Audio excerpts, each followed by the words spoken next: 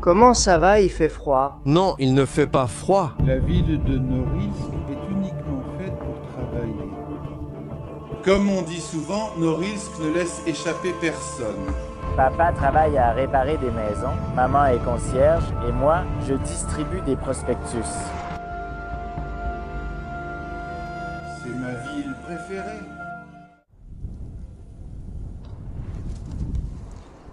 Bonjour et bienvenue dans une nouvelle vidéo. Je suis actuellement à Norilsk, dans l'Arctique russe. Une ville digne d'un roman de science-fiction, mais bien réelle sur notre planète Terre. Derrière moi se trouve la première maison de Norilsk, bâtie en 1921 par l'expédition du scientifique soviétique Nikolai Nikolaïevitch Ourbantsev. Cette expédition leur a permis de découvrir les gisements minéraux et l'importance potentielle de la ville. Et ce lieu pour l'industrie soviétique. En un peu plus de 100 ans, la ville a connu une croissance exponentielle et elle a eu une grande importance aussi bien en Union soviétique qu'en Russie, aujourd'hui, mais aussi au niveau mondial, en raison de la quantité de gisements minéraux qui se trouvent ici. On y trouve du nickel, du platine, du palladium et des minéraux du groupe or, argent et cuivre. Rejoignez-moi aujourd'hui dans une nouvelle vidéo pour découvrir l'histoire unique de cette ville et de ses habitants. Allons-y! Située dans l'Arctique et entourée d'immenses usines, de cheminées fumantes et de structures en acier, Norilsk offre un paysage futuriste marqué par la nostalgie de l'ère soviétique. La deuxième plus grande ville de l'Arctique russe symbolise la persévérance humaine et de l'adaptabilité à des conditions extrêmes. Isolée du reste de la Russie, elle est presque inaccessible par la route et n'est accessible qu'en avion ou en bateau. Construite à l'origine par les prisonniers du camp de Norilsk, aujourd'hui Norilsk est une ville emblématique à l'échelle mondiale. Elle est dirigée presque entièrement par l'entreprise minière Norilsk Nickel. Routes, transports publics, hôpitaux, écoles, éclairage, logistique. Pratiquement tout est pris en charge par cette entreprise. Sur 175 000 habitants, elle emploie directement 80 000 personnes. Norilsk Nickel est le principal producteur mondial de palladium et de nickel de haute qualité. Avec 43% et 17% de la production mondiale totale, parmi d'autres minéraux, elle produit 12% de tout le platine du monde, 8% du rhodium et 2% du cuivre. Batterie, chimie, médecine, acier inoxydable, fibres de verre, architecture, antiseptique, joaillerie, électronique, ce ne sont là que quelques-unes des industries que ce géant minier alimente. En raison de son importance stratégique pour l'industrie, Norilsk était fermé au public à l'époque soviétique, accessible uniquement avec une autorisation spéciale ou pour le travail. Actuellement, ce n'est plus une ville fermée, mais il existe toujours un contrôle des passeports pour les citoyens à l'arrivée à l'aéroport. Et pour les citoyens étrangers, un régime de visite réglementé s'applique, ce qui rend l'accès très difficile, car il faut l'accord de l'entreprise et du service fédéral de sécurité russe. Lors de ce voyage, je pars explorer la réalité de cette ville, enveloppée d'un mysticisme nourri par des légendes depuis des décennies, et que je pourrai enfin vérifier de première main.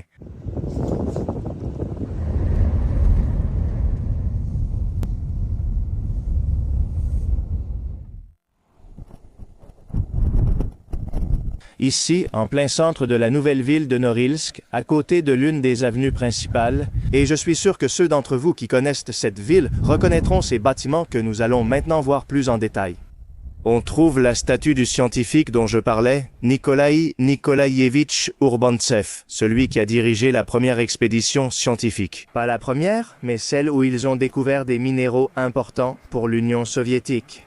Et en fait, déjà Pierre Ier, à l'époque tsariste de l'Empire russe, avait envoyé de nombreuses expéditions dans les années 1700. Pendant 10 ans, ils ont exploré l'Arctique russe afin de trouver une possible voie de navigation à travers l'Arctique et la Sibérie. De l'autre côté de ce bâtiment coloré de style soviétique, qui abrite le musée de Norilsk, nous trouvons un monument tout aussi important de l'histoire tragique de Norilsk.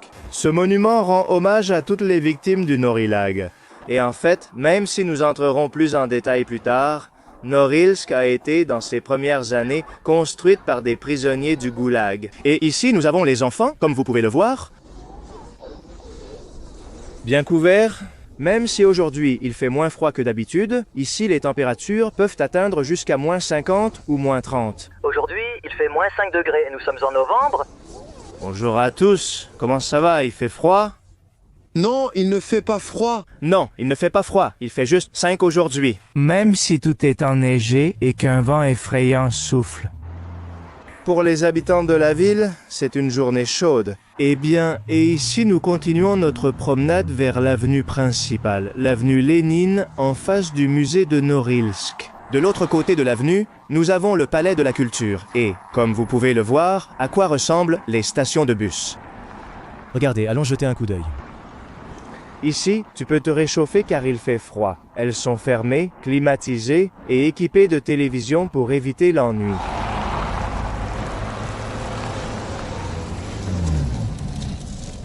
Ici, il ne fait pas aussi froid qu'on pourrait le penser. Cette ville est connue pour avoir 9 mois d'hiver rigoureux et seulement 3 mois d'été qui se caractérisent par être pluvieux. De plus, étant située dans le cercle polaire arctique, de la fin novembre jusqu'à la mi-janvier a lieu la nuit polaire, c'est-à-dire que le soleil est à peine visible. Pour ne pas dire pas du tout, il n'y a aucune clarté pendant ces mois-là. La même chose se produit pendant les mois d'été, c'est le jour polaire, c'est-à-dire que le soleil ne se couche pas. En ce moment, à la mi-novembre, il ne reste qu'une dizaine de jours avant la nuit polaire. Mais, comme vous pouvez le voir, il reste encore un peu de clarté. Environ 5 heures par jour qui nous permettent de voir et de profiter un peu sans lumière artificielle.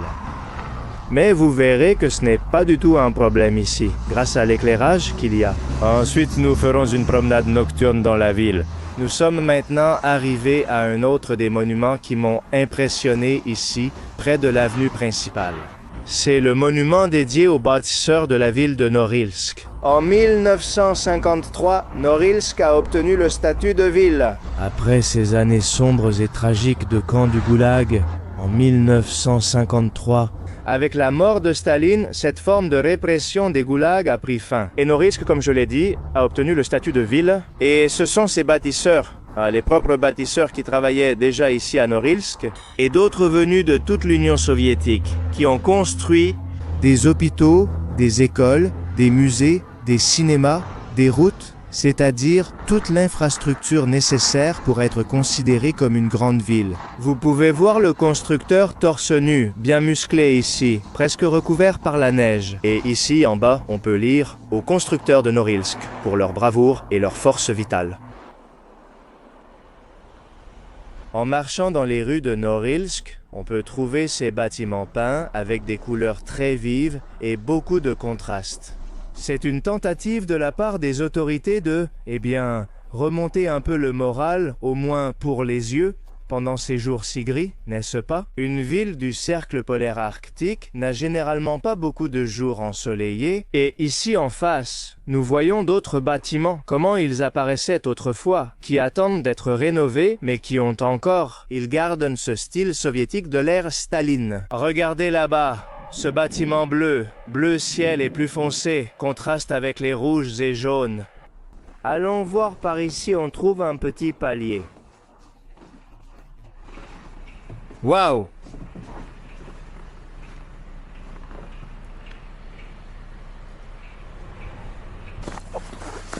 Oh, je vais tomber! Regardez-moi ça! Pour descendre les escaliers, il faudrait presque une luge ici. Une particularité de ces bâtiments, de ces constructions, c'est qu'ils sont construits sur le pergélisol et reposent sur des piliers, vous les voyez ici. C'est-à-dire que sous un bâtiment, les fondations sont des piliers en fer et en ciment qui sont enfoncés dans le sol jusqu'à 10 ou 15 mètres. Le pergélisol est une couche permanente de glace. Vous êtes de Norilsk? Oui. Comment est-ce la vie ici? On dit qu'elle est ennuyeuse, froide. Pour nous, elle n'est ni ennuyeuse ni froide. Aujourd'hui, il fait chaud. Oui, aujourd'hui, c'est une journée chaude. Si on vous propose d'aller vivre dans le sud, que dites-vous? Non, nous partons. Vous aimez cette ville, n'est-ce pas? Bien sûr, c'est ma ville préférée. Merci beaucoup. Comme vous pouvez le voir, ici, il est très difficile de faire partir les gens de leur ville tant ils y sont attachés, même si pour beaucoup, il semblerait impossible de vivre ici, ennuyeux et difficile. Ces gens sont déjà habitués à vivre ici, c'est leur foyer. Ces barres métalliques que l'on voit ici, dans ce couloir qui relie l'avenue principale aux habitations, ont une fonction spéciale. Entre ces couloirs, quand il y a vraiment du vent et que le temps est mauvais, pas comme aujourd'hui où tout va bien. Ici, les gens s'accrochent car le vent peut souffler si fort qu'il te fait tomber et t'empêche d'avancer. Au centre de la place principale de Norilsk, la place des métallurgistes, enfin, des ouvriers du métal. Le monument en leur mémoire s'élève justement ici. Et nous avons l'inscription qui dit « Ici, l'obélisque sera conservé pour toujours, en souvenir de l'exploit des habitants de Norilsk qui ont construit dans la toundra, notre ville et notre combinat. Eh bien, notre usine. Derrière, précisément, ce monument, nous avons les bureaux principaux de Nornickel, qui est l'entreprise qui gère toutes ces ressources minérales et à laquelle on attribue pratiquement la gestion de la ville. C'est avec les impôts et les ventes qu'elle génère, les revenus qu'elle tire de ces métaux, que sont également subventionnés ou payés, le système de transport public, l'éclairage, les communications, les écoles, les hôpitaux, les stades de football, les cinémas et bien d'autres choses encore. C'est une sorte de ville dirigée aujourd'hui par une entreprise privée. Avant, c'était le combinat de Norilsk, c'est-à-dire l'usine à l'époque communiste de Norilsk. Et donc, après la chute de l'Union soviétique, elle a été privatisée et est devenue Nornickel. Regardez, quelle belle architecture possède cette place centrale et cette avenue. C'est de style architectural stalinien et cela évoque l'avenue Nevski, le Nevski Prospect à Saint-Pétersbourg. Regardez ces colonnes, n'ont-elles pas du charme?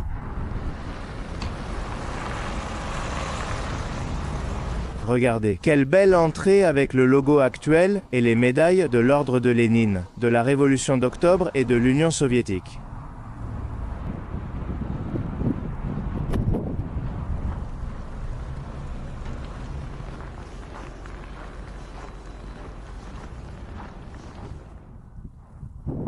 Une des choses qui m'a beaucoup frappé, c'est que l'université, le musée, le stade de football, tout a devant écrit Sapoliarn qui en russe signifie au-delà du pôle, car on est dans le cercle polaire arctique. Tout porte ce préfixe. Je trouve ça très curieux, vraiment. Qu'ils le mettent aussi sur les choses gouvernementales, institutionnelles.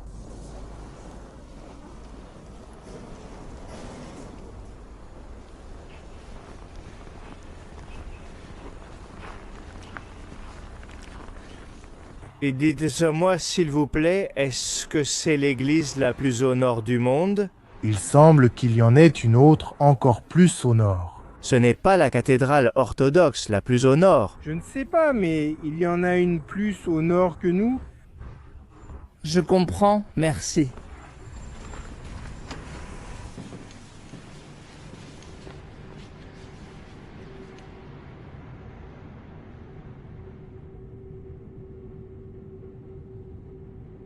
Dites-moi, s'il vous plaît, est-ce l'église la plus au nord? Nous avons la mosquée la plus au nord. Il y a des églises plus au nord, dans de petits villages. Mais celle-ci est la plus grande, n'est-ce pas? Oui. Je comprends, merci. Eh bien, il y a des églises plus au nord, dans de petits villages, mais la plus grande, c'est celle-ci.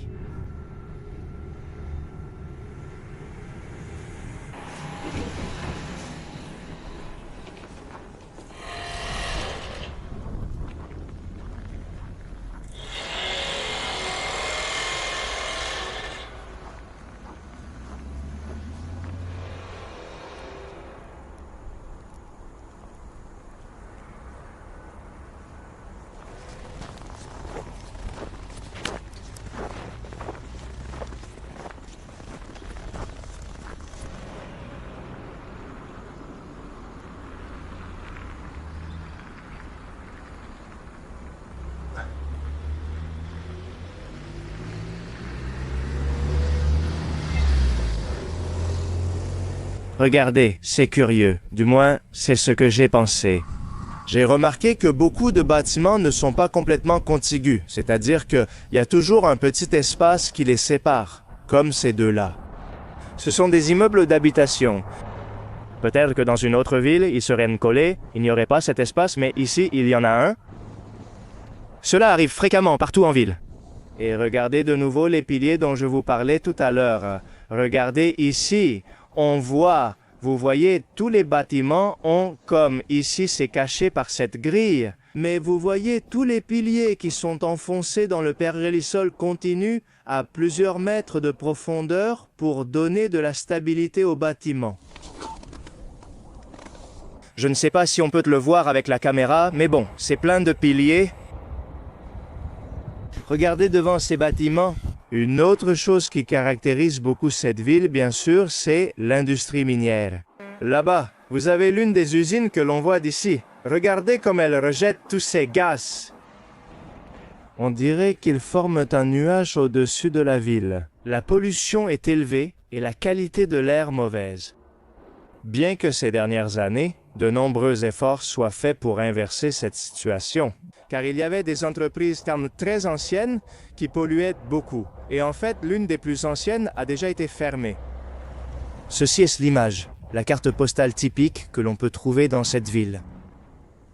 Je suis actuellement sur l'avenue de la gloire militaire, comme on l'appelle ici à Norilsk. Et au cas où vous vous demandiez à quoi ressemble la flamme éternelle que l'on peut trouver dans n'importe quelle ville de Russie, eh bien, ici à Norilsk, elle ressemble à ça. Il y a eu 7600, un peu plus, de personnes qui ont été envoyées au front depuis Norilsk.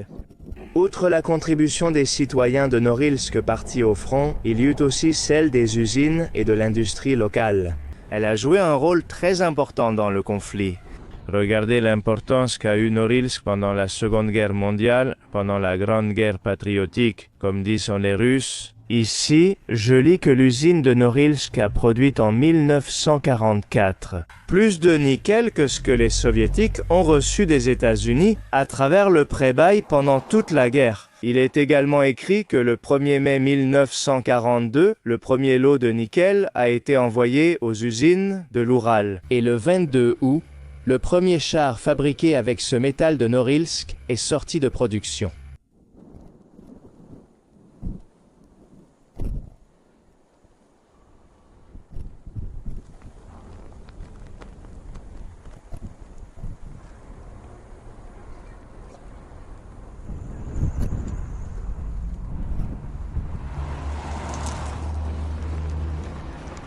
Regardez, une autre chose très particulière dans la ville de Norilsk, ce sont ces énormes numéros que vous verrez sur les bâtiments.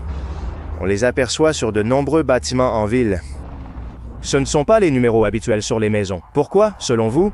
C'est tout simplement à cause des énormes tempêtes de vent et de neige qu'ils ont ici tout au long de l'année et qui ne permettent pas de voir des numéros normaux et tout petits, comme ceux que nous avons dans toutes nos villes. Il faut utiliser de grands numéros pour s'orienter lors d'une tempête de neige ou d'un mauvais temps.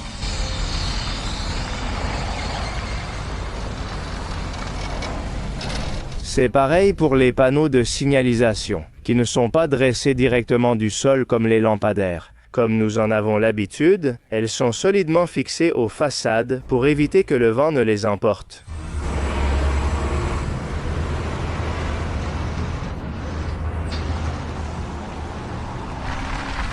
Et comme il ne pouvait en être autrement, ici au début de l'avenue Lénine, nous avons Vladimir Ilitch Lénine, la statue qu'ils ont à Norilsk.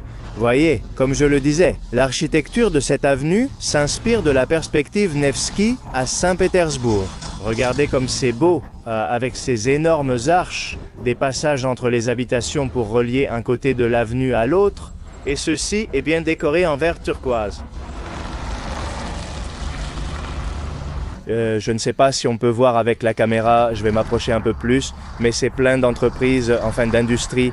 On en voit beaucoup là, au bord, à la périphérie de la ville de Norilsk. Regardez, une autre chose qu'on voit souvent dans ces villes de Sibérie, en Russie, enfin, et en général, partout dans le monde, non. Dans le nord, on laisse la voiture allumée pour qu'elle ne s'éteigne pas, même s'il ne fait pas si froid aujourd'hui. Ici, il n'y a personne dans la voiture. Le propriétaire est sûrement parti faire un tour, qui sait, au magasin, acheter des produits ou autre chose, et il laisse la voiture ici allumée, toute seule. C'est une pratique typique d'ici. Et là, vous avez l'impressionnante montagne qui domine Norilsk. Toutes les usines entourent la ville, et là où se trouvait l'ancienne ville de Norilsk, qui a ensuite été remplacée par la nouvelle qui commence ici, Eh bien, l'ancienne ville se trouve par là. Il y a quelques bâtiments abandonnés et quelques usines abandonnées qui restent encore par là.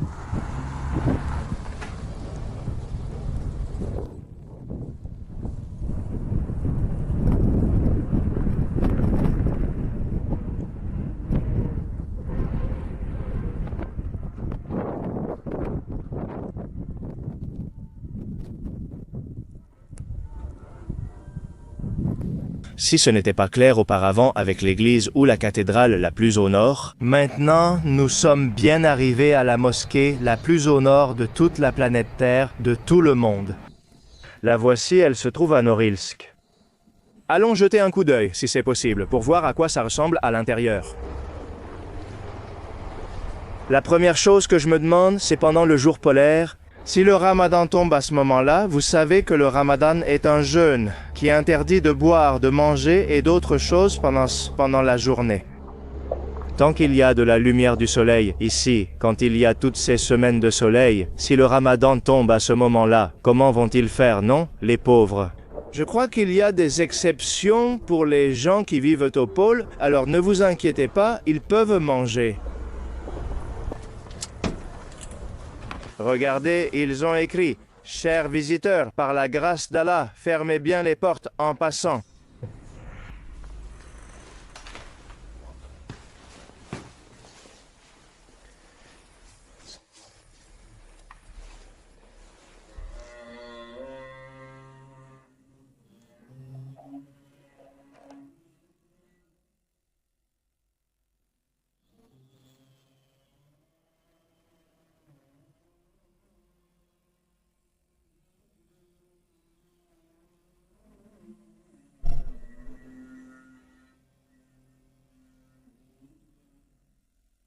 À Norilsk, d'après ce que j'ai lu, il y a près de 30 000 musulmans. Et c'est pour cela que cette mosquée a été construite, même si elle est petite. À l'instant, l'appel à la prière vient d'être lancé et les gens commencent déjà à venir prier. Environ 4 ou 5 personnes, plus l'imam, et ceux qui vont arriver maintenant. Eh bien donc, après avoir et visiter la mosquée la plus au nord du monde. Maintenant, avant la tombée de la nuit, je veux aller dans un endroit à la périphérie de Norilsk. Je vais prendre un taxi. Voyons si nous avons le temps de le visiter. Allons-y!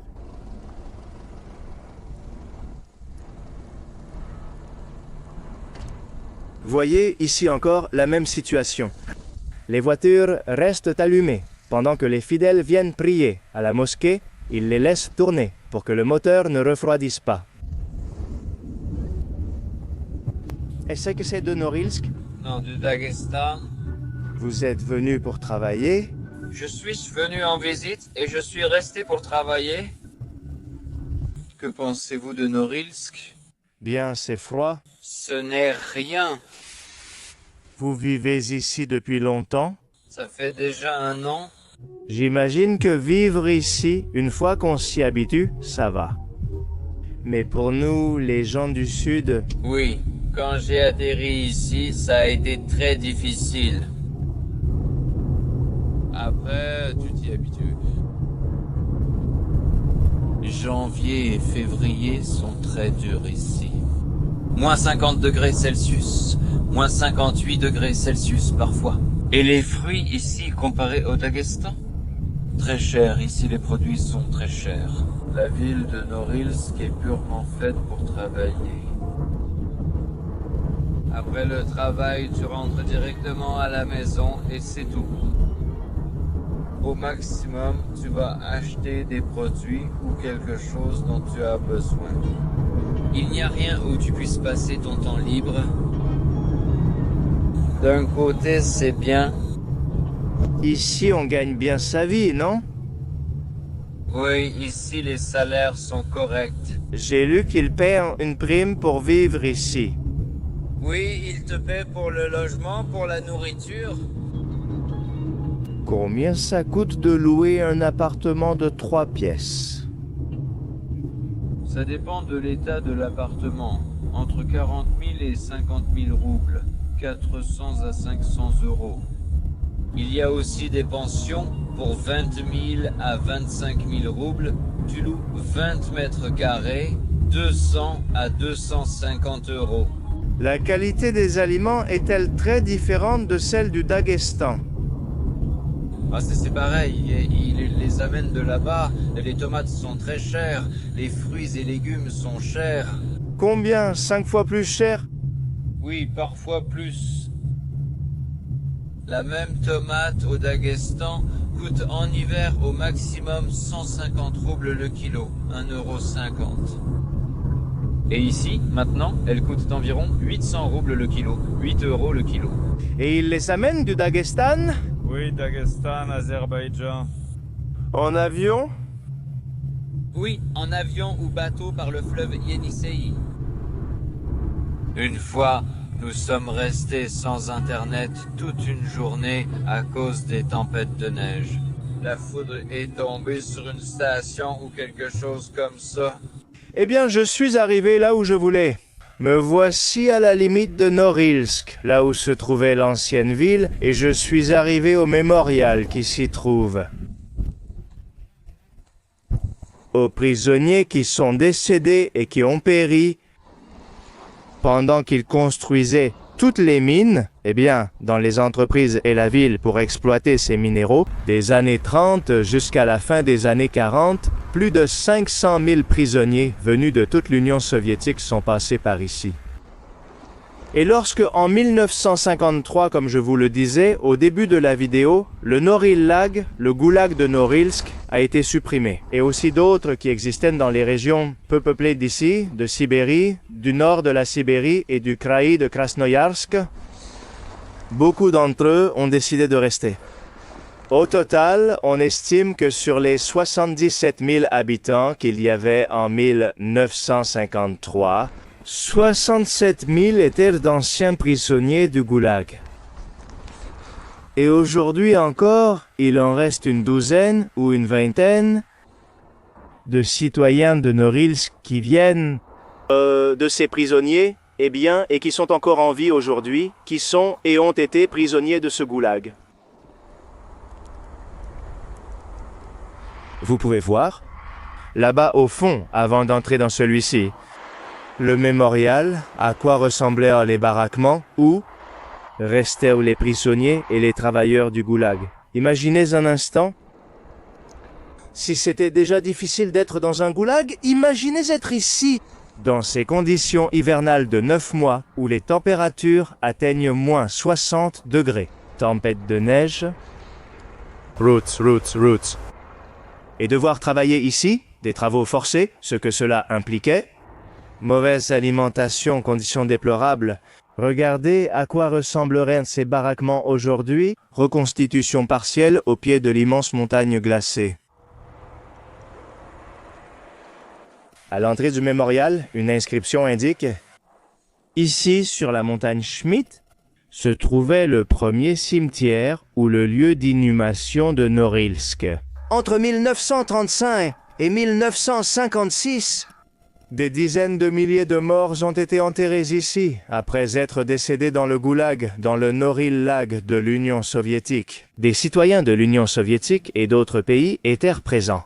Ce mémorial, cette initiative a commencé à être conçue dans les années 90 avec l'aide de l'entreprise Nornickel et d'autres pays, comme les pays baltes et la Pologne. Vous l'avez déjà vu, des dizaines de milliers de prisonniers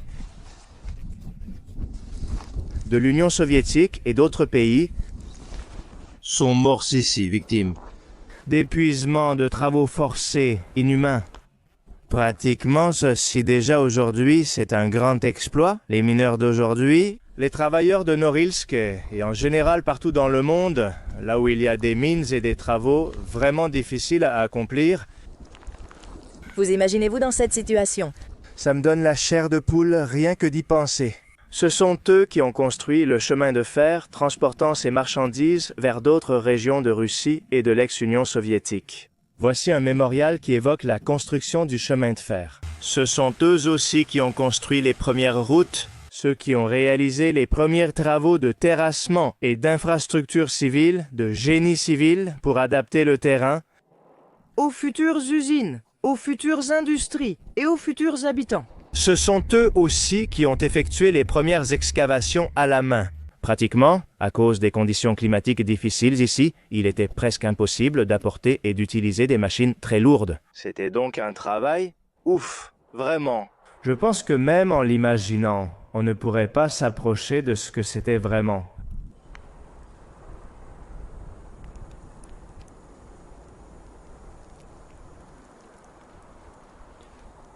Même ici, dans ce mémorial, nous avons une plaque qui honore la mémoire des prisonniers japonais et quelque chose comme « Nous qui avons survécu, entendons les voix des prisonniers japonais dans la tempête de neige. Et nous ferons tout notre possible pour que ces conditions difficiles qu'ils ont subies ne se reproduisent jamais. »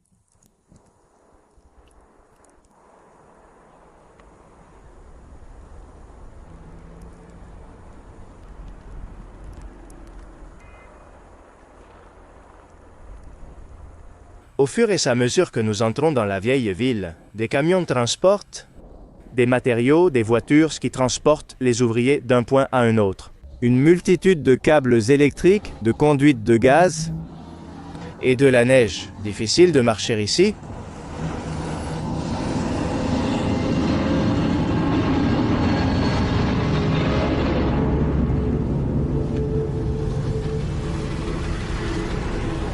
Je ne sais pas si je pourrais vivre ici, ni combien de temps j'y tiendrais. Si je devais venir ici pour le travail, pour nourrir ma famille, pour les soutenir financièrement ou quoi que ce soit d'autre. Mais cette ville a tout de même un certain charme, un mélange d'immeubles si majestueux, un mélange de grandes entreprises, l'une des plus grandes réserves de minéraux du monde. J'ai l'impression que si des extraterrestres venaient et garaient leur soucoupe volante ici, ils seraient stupéfaits par tout ce que cette race humaine est capable de faire, par le développement industriel,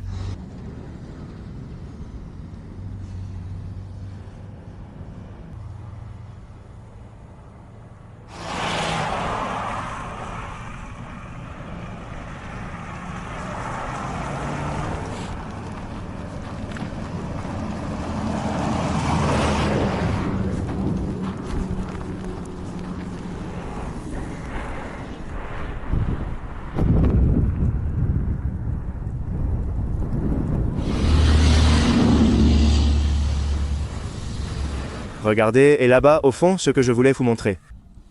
Il y a quelques bâtiments qui semblent abandonnés sans certitude qu'ils le soient vraiment. En tout cas, ça me sert à expliquer ce que je voulais dire. Moi, c'est-à-dire que dans cette ancienne ville de Norilsk, pas mal de bâtiments ont été déplacés vers la nouvelle ville.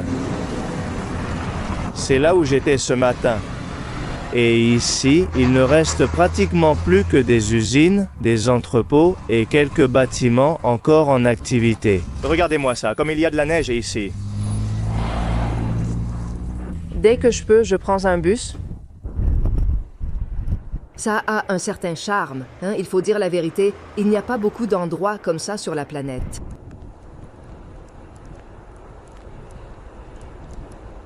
Regardez. Quelles scènes et quelles images la ville nous offre à travers la brume. Là-bas, au fond, sur la montagne, on aperçoit toutes ces petites lumières d'entreprises et d'usines, comme si elles ornaient la montagne. Et, au fait, et ça c'est un bus. Je vais le prendre. On s'en va d'ici.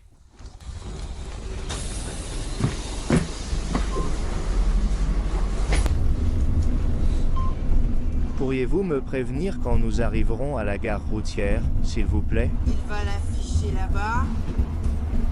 Dans combien de temps? Maintenant, nous quittons la ville et nous y allons.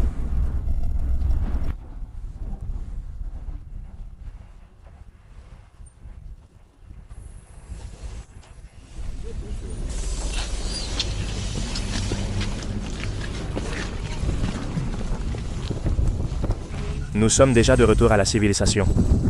Plus précisément, à l'arrêt de bus de Norilsk. Je vais voir si je peux aller vers Talnaj, qui fait partie de ce qu'on appelle le Grand Norilsk, qui était autrefois un quartier ou une ville séparée, mais qui a récemment été intégrée à la ville de Norilsk.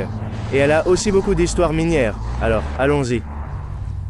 Bon, avant tout, je viens de voir ici un shawarma. Eh, ce n'est pas tous les jours qu'on a l'occasion de manger un shawarma ici, au cercle polaire arctique. En fait, je n'ai rien mangé aujourd'hui, voyons ce que ça donne.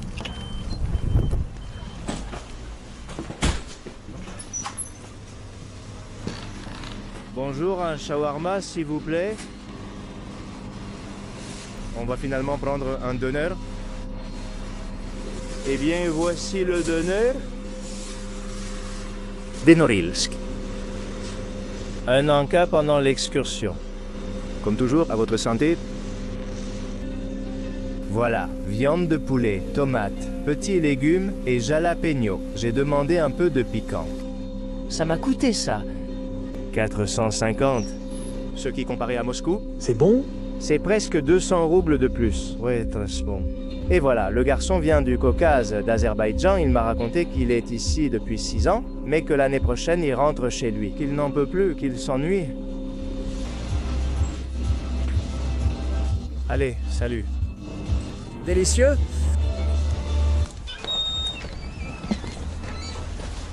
Voilà, après avoir rechargé les batteries ici au shawarma de Norilsk, avec les gars d'Azerbaïdjan, il est temps maintenant de prendre la route vers Talnaj. Allons prendre le bus, allez.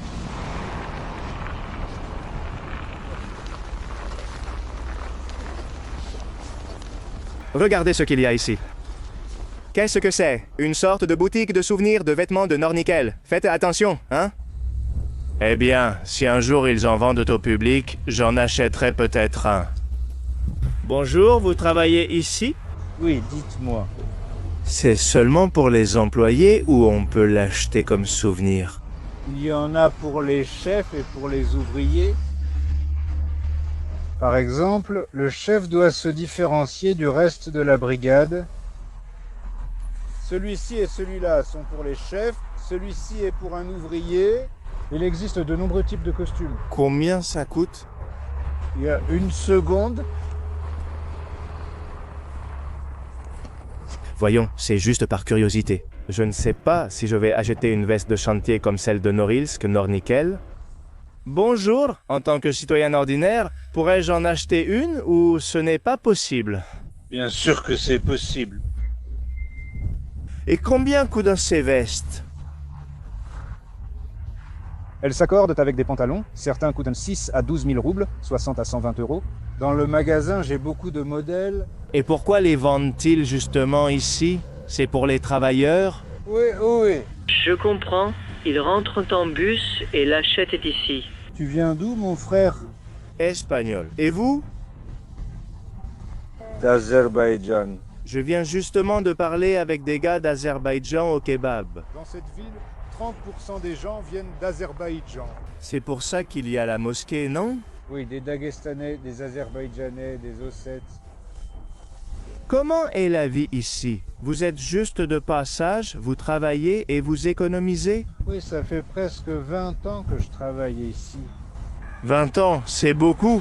Bien sûr que c'est beaucoup, presque la moitié d'une vie. Et ça ne vous donne pas envie de retourner en Azerbaïdjan? Chaque année, nous y allons, 20 années de suite.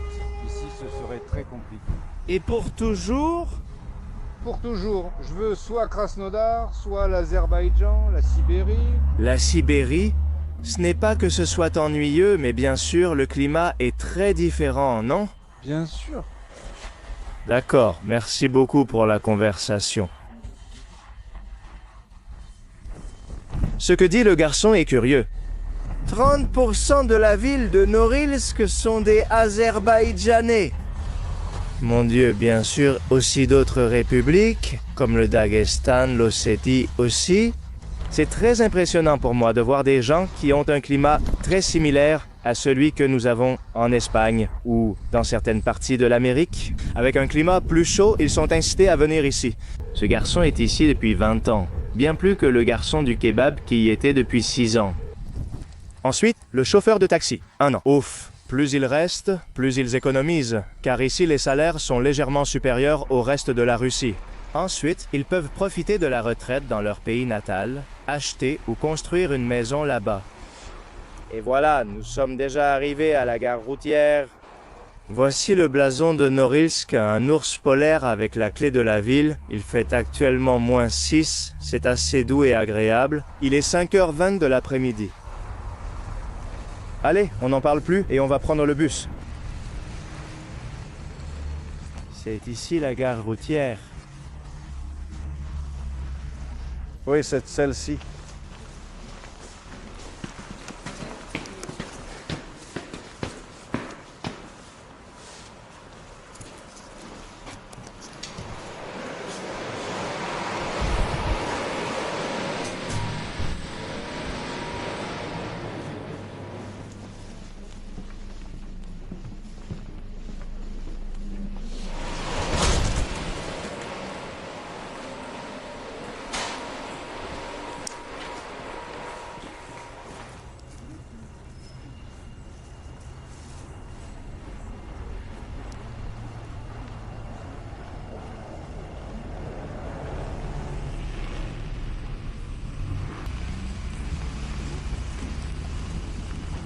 Bon, voici le bus. Il me semble qu'on va être un peu serré.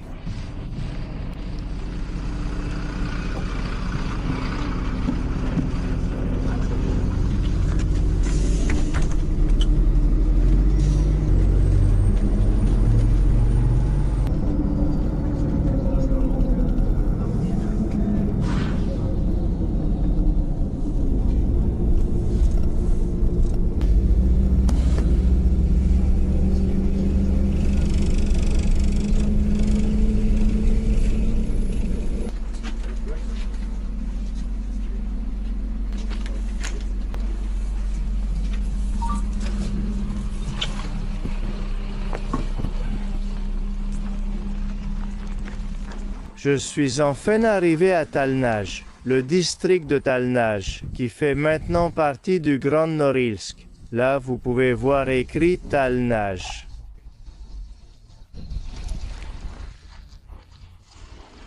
La capitale du minerai, et en fait cette ville est considérée comme la capitale du minerai de toute la Russie.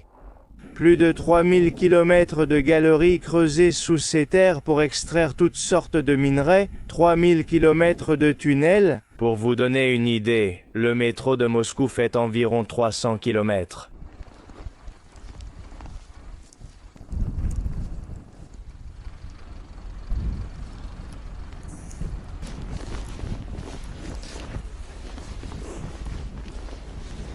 Regardez un instant, appréciez. Ici, vous voyez les voies pas ferrées, avec toutes les marchandises, les wagons de fret et le logo de Nornickel de l'entreprise.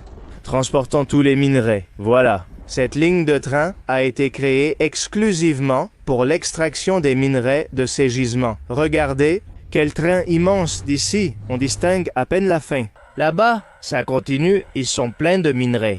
On peut voir que certains ont déjà de la neige dessus, mais d'autres derrière transportent de gros morceaux de pierre, comme ça, d'énormes minerais.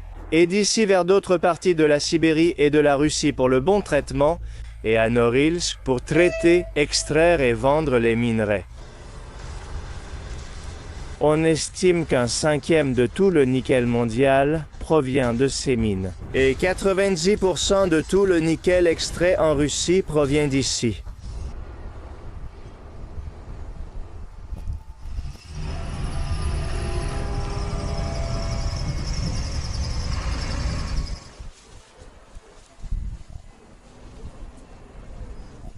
La ville de Talnaï a été fondée en 1960, c'est-à-dire peu après le début de la construction de la nouvelle Norilsk.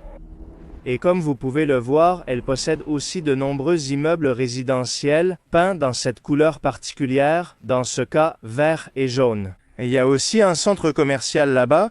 Il semble qu'il fasse plus froid qu'en réalité, hein? J'ai les oreilles découvertes, et je peux vous assurer qu'il ne fait pas si froid que ça, même si on dirait le contraire. Regardez toute cette neige. J'ai lu l'autre jour que c'est l'une des villes où il tombe le plus de neige par habitant. On estime que chaque habitant de Norilsk reçoit 10 tonnes de neige chaque année. Pour vous donner une idée, 10 tonnes par habitant. Regardez! Pont à câble. Et c'est la première fois de tout le voyage qu'une odeur m'arrive, une odeur flotte dans l'air, une odeur que je ne saurais pas vraiment décrire. Dans ce cas, c'est comme, je ne sais pas, une odeur de feu de camp. J'avais lu que ça sentait fort le soufre, etc. Mais je dois avoir le nez abîmé ou quelque chose comme ça parce que ça ne sent pas tant que ça. Oui, c'est comme un feu de camp, avec une nuance que je n'identifie pas, c'est peut-être ça. Et regardez là-bas au fond, avec ces lumières au néon rouge, on voit un autre des bureaux de Nornickel. Bon, maintenant d'une autre couleur, du bleu, ces néons changent. Bureau et usine. C'est de là que partent les trains chargés de tous les matériaux et que vous entendez. On entend constamment le signal des trains qui partent et se déplacent sur les voies.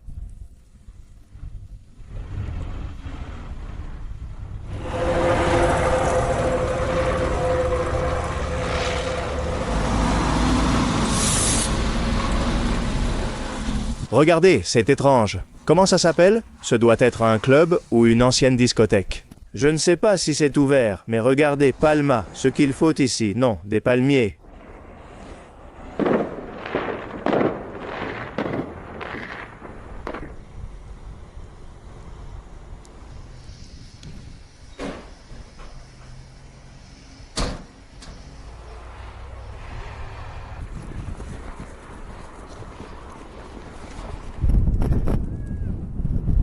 Excusez-moi, pouvez-vous me dire où se trouve le musée? Continuez jusqu'à la maison qui est bleue et blanche. Vous le verrez là-bas. Merci. Peut-être que c'est fermé. Oui, c'est possible. Ce n'est pas difficile pour vous de monter? Non, ça va bien. D'accord, merci. Eh bien, vous avez vu la grand-mère? Elle, quelle force! Elle marchait tranquillement sur la glace, montant la pente. Elle dit que ça lui fait du bien et que tout va bien.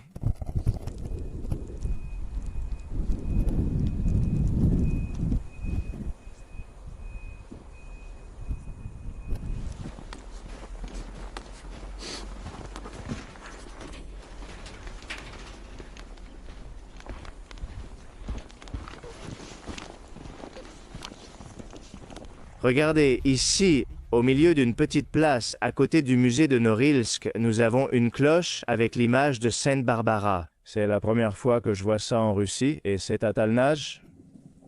Regardez ce petit panneau trouvé dans une entrée d'immeuble. Il est écrit « Et toi, es-tu pour l'ordre ?» L'image typique du soldat de la Révolution. Eh bien, si je ne me trompe pas, je suis arrivé à ce qui est le bâtiment du musée. Mais bon, ça a l'air fermé ici. Effectivement, c'est écrit là. Fermé de 11h à 7h. Si c'était vendredi, ce serait ouvert. Oh mais bon, rien à faire, ils vont me mettre dehors. Oh là là, mince! Des affiches encore plus dures contre les escrocs, il est écrit. Attention, escrocs.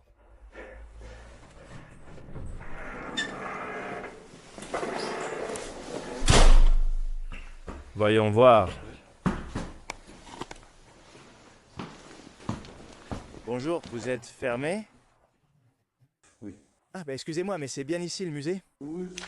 D'accord, je voulais juste voir l'exposition sur les mineurs. Oui, demain, après 1h, vous pouvez. Vous vivez ici depuis longtemps? Je suis né ici. Comment expliquer aux gens qui ne vivent pas ici comment est la vie à Norilsk? J'imagine que vous aimez vivre ici, n'est-ce pas? Je ne saurais pas l'expliquer. Il faut le vivre. Je comprends. Comme on dit souvent, Norilsk ne laisse échapper personne. C'est très difficile. Certains partent pendant des décennies, mais temporairement. Et c'est beau ici, tout est blanc. Ils disent que c'est beau. Nous on s'est déjà habitués. Ici, il y a une belle vue panoramique. Moi, je trouve ça beau, mais bien sûr, je viens du sud. Je ne sais pas combien de temps je pourrais... Pour vous, là-bas, ce n'est pas beau. Et pour nous, oui. Et ici, nous, on est déjà habitués. Merci beaucoup pour tes mots. Je retourne à Norilsk.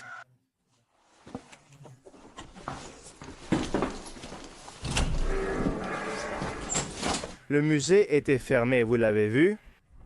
Donc il est temps de retourner à Norilsk, mais pas sans faire un petit tour par ici d'abord.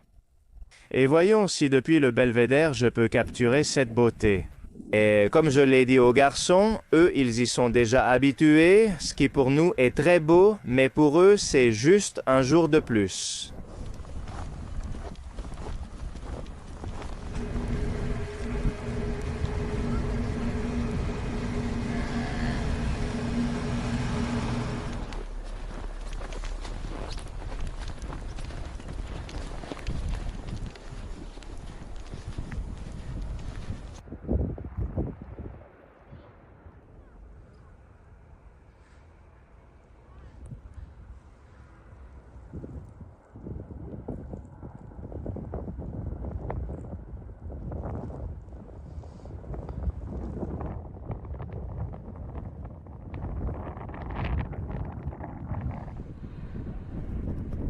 Regardez, vous voulez voir comment on descend les escaliers dans cette partie du monde?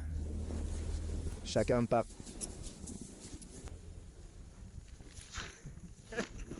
Merde, comme ça.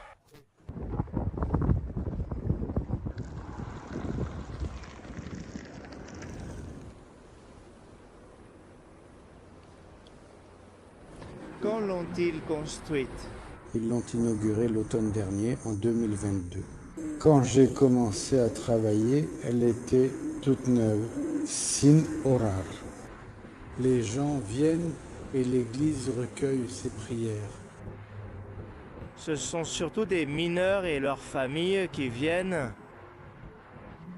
Oui, c'est une ville minière. Il y a aussi une usine de cuivre pas loin d'ici. Ils font venir des ouvriers pour 2 mois, puis ils rentrent chez eux pendant 1 mois. Ils vont et viennent. Vous n'êtes pas né ici? Pas ici, mais dans le nord. Vous travaillez ici et maintenant vous gardez l'église, c'est ça? Je suis déjà à la retraite, je suis pensionné. Vous étiez mineur? Non, entraîneur de boxe.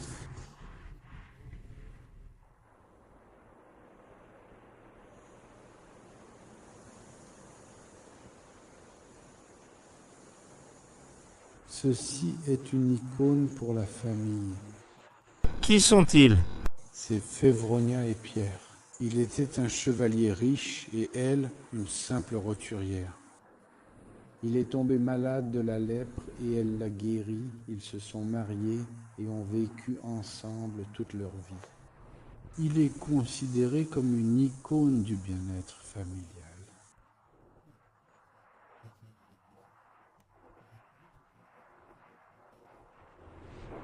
Voici la famille du tsar Nicolas II.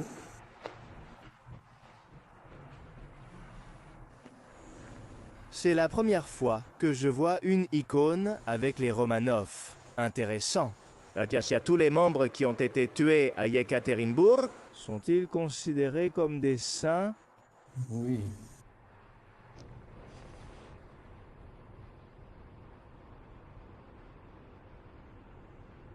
Il est écrit en ancien langage Saint Zarievitch Nikolai, Zarina Olga, Zarina Anastasia, Zarievitch Alexei, Zarina Alexandra, Tatiana et Maria.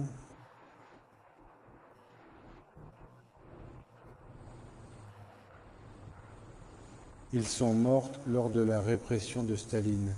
Stéphane Nalibaïko et Piotr Ignatov. Ils sont morts ici, à Norilsk, dans le camp de Norilag.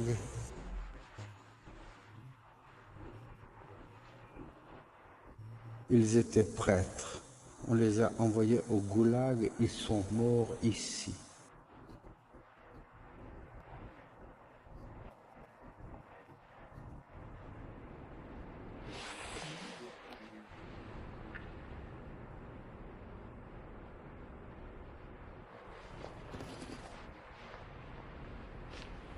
Isabelle et Sainte-Barbe de Nicomédie. C'est la patronne des mineurs. Cette église porte son nom. Enfin, c'est une ville minière. Nous avons des mines partout. C'est très important. Qui a financé cette église Cornickel aussi? Oui, Cornickel. C'est elle qui construit tout, n'est-ce pas? Eh bien, qui est-ce qui a le plus d'argent ici? Non, Nickel. Les icônes, ils les ont apportés de Moscou? Bien sûr. Le patriarche Kirill est-il venu à l'inauguration? Bien sûr, il est venu lui-même, ainsi que le directeur de Nornickel. Tout le monde est venu.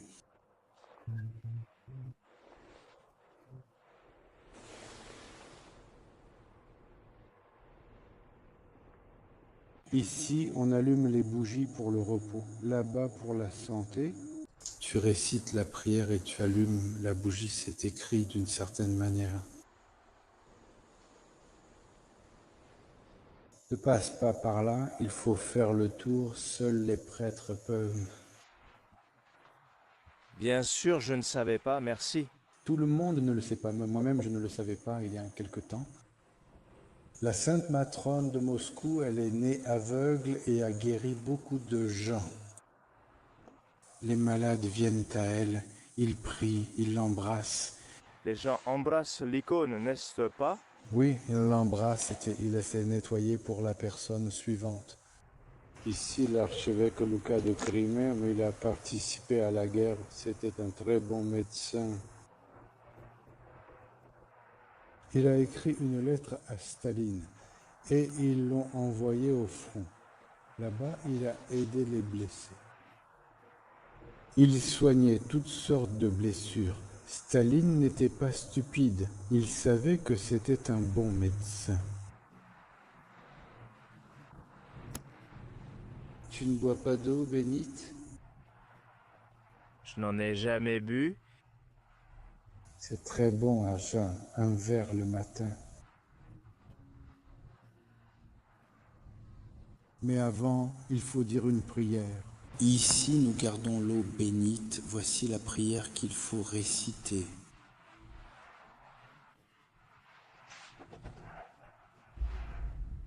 Le matin, tu te réveilles, tu récites la prière, tu bois un petit verre et tu es tranquille. Je te la donne si tu te comportes bien, parce que dernièrement, l'Espagne ne se comporte pas très bien. Pourquoi ? Non, je parle du gouvernement. Tu vois bien qu'ici, on n'est pas de mauvaises personnes.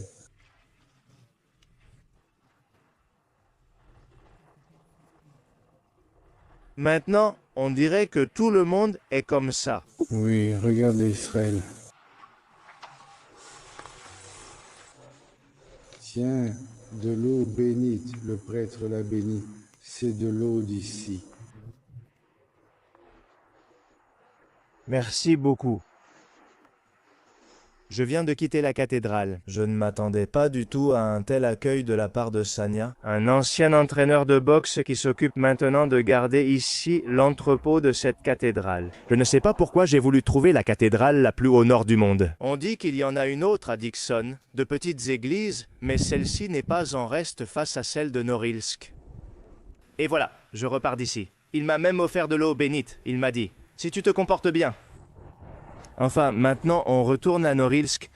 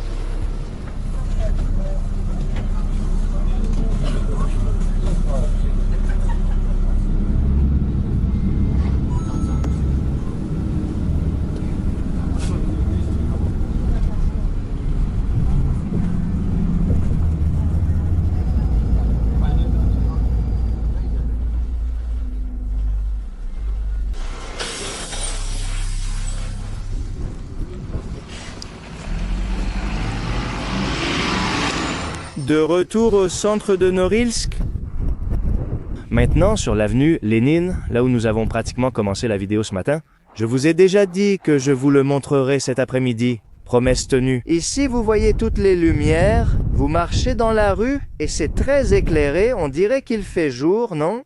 Pratiquement. La plupart des rues sont comme ça ici à Norilsk.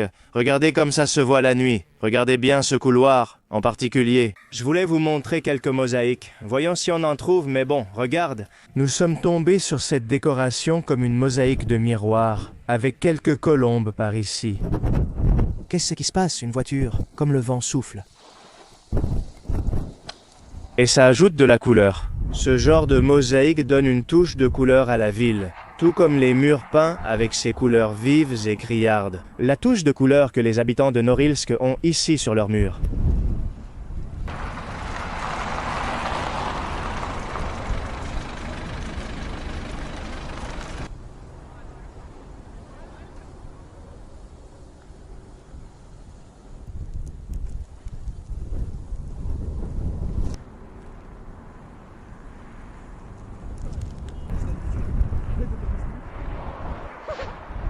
Vous verrez aussi dans la ville ce genre de lumière au néon, pas seulement les lumières habituelles, les lampadaires, mais aussi beaucoup de néons collés aux bâtiments, qui, en plus de la couleur utilisée pour peindre les murs, éclairent aussi et donnent un peu de vie, n'est-ce pas, à tout ce gris. Et bien sûr, il ne pouvait pas manquer la publicité de Nornickel ici, avec l'inscription qui dit « symbole de fiabilité ». Et vous voyez l'énorme réservoir, ou cube, je ne sais pas comment le dire, le conteneur dans la fonderie de nickel. Le voici, la fiabilité de Nornickel. Et là-bas, au fond, nous avons autre chose de très actuel.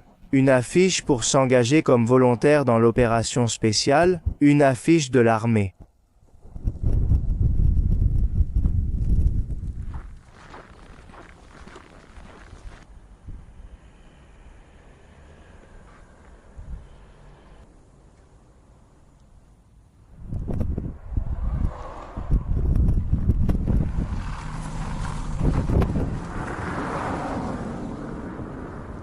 C'est ce que je voulais vous montrer pour terminer cette promenade nocturne à Norilsk.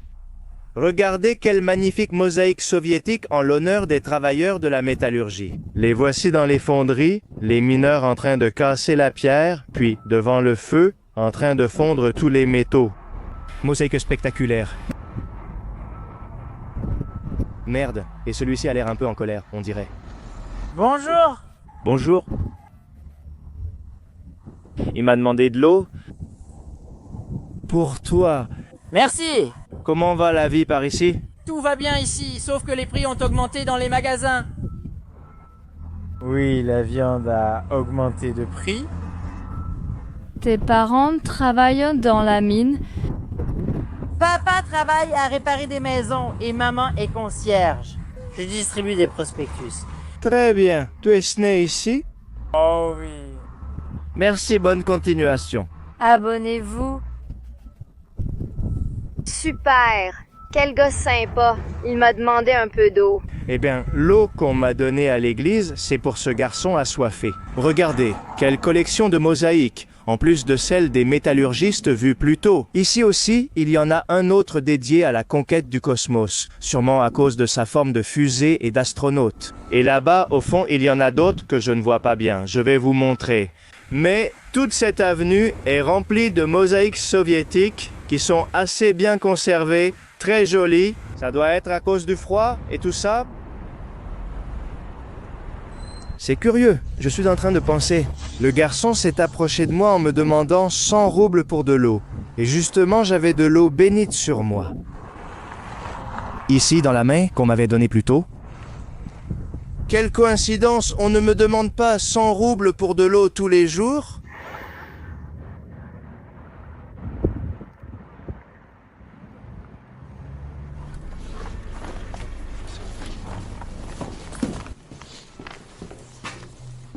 Pour terminer la journée, je suis venu ici dans un restaurant qui sort de l'ordinaire par rapport à ce que je fais habituellement lors de mes voyages.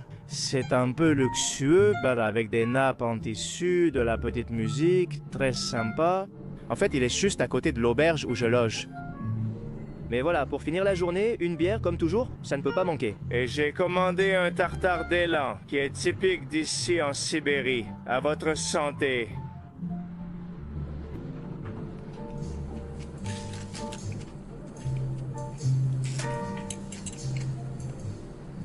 Le tartare c'est vraiment délicieux et la viande très tendre. L'élan c'est vraiment bon, ça doit être la première fois que j'en goûte. Je réfléchissais, mais oui, vous le savez déjà. Si vous aimez cela et êtes carnivore, goûtez absolument l'élan. Ici, en Sibérie, les prix sont un peu plus élevés que dans une autre région de Russie. Le tartare m'a coûté 950 roubles et la bière 500. Donc tout cela revient à environ 15 € au taux de change. Je vais maintenant continuer à manger, enfin plutôt à dîner. Et on se retrouve dans la prochaine vidéo. Je souhaite aller en périphérie de Norilsk pour mieux enquêter et découvrir cette terre. À votre santé, on se voit bientôt.